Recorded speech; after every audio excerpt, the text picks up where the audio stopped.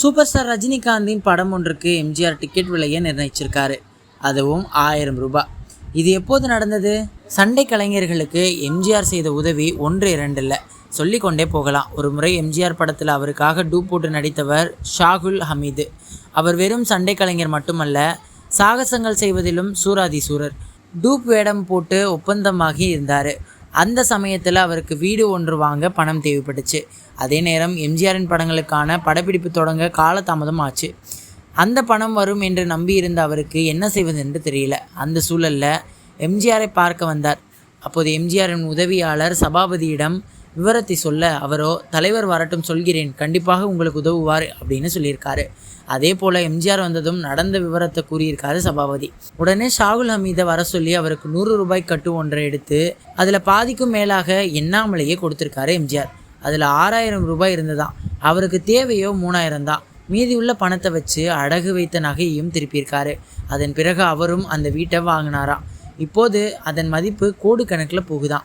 அது மட்டும் இல்லாமல் ரஜினிகாந்தின் நடித்த காளி படம் பிரம்மாண்டமான பொருள் செலவில் எடுக்கப்பட்டுச்சு. அப்போது கிளைமேக்ஸ் காட்சி படமான போது ஏராளமான குதிரைகளும் அந்த சண்டை காட்சிக்காக வந்திருக்கு. சண்டை கலைஞர்கள் பலரும் நடிக்க அந்த காட்சியில் நெருப்பு எரிவது போல படமாக்கப்பட வேண்டுமாம். ஆனால் அது நெருப்பு அதிகமாக பற்றி சண்டை கலைஞர்களும் குதிரைகளும் காயத்திற்குள்ளாயிருக்காங்க. இந்த தகவல் அறிந்ததும் அப்போது முதல்வராக இருந்த எம்ஜிஆர் நேரடியாக மருத்துவமனை வந்து படக்குழுவினர் தயாரிப்பாளரை பார்த்துருக்காங்க. ஏன் பாதுகாப்புக்கான ஏற்பாடுகளை முறையாக செய்யலை என்று சத்தம் போட்டிருக்காரு. அதன் பிறகு அந்த சண்டை கலைஞர்களின் காயத்தை போக்க மருந்து சிங்கப்பூரில் தான் உள்ளது என்று கேள்விப்பட்டிருக்காரு. உடனே அங்குள்ள தனது கட்சியினரிடம் பேசி மருந்தை வரவழைத்து சிகிச்சை அளிக்க ஏற்பாடு செஞ்சுருக்காரு எம்ஜிஆர்.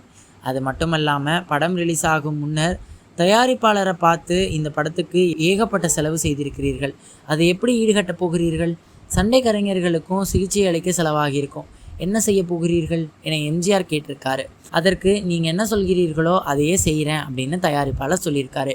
உடனே அலங்கார் தியேட்டரில் ப்ரீமியர் ஷோ ஒன்று போட சொல்லுங்கள், அதை எனது கட்சி நிர்வாகிகள் பார்க்க வருவார்கள், அவர்களுக்கு ஒரு டிக்கெட்டின் விலை 1000 நிர்ணயம் செய்யுங்கள் என்றாராம் எம்ஜிஆர். அப்போது கட்சியினருக்கு 1000 ரூபாய் பெரிய விஷயம் இல்லை. எம்ஜிஆரும் அப்போது சினிமாவில் இல்லை என்றாலும் எம்ஜிஆர் சண்டை கலைஞர்களுக்காக அப்படி ஒரு உதவி செய்தது மகத்தான விஷயம்தானே.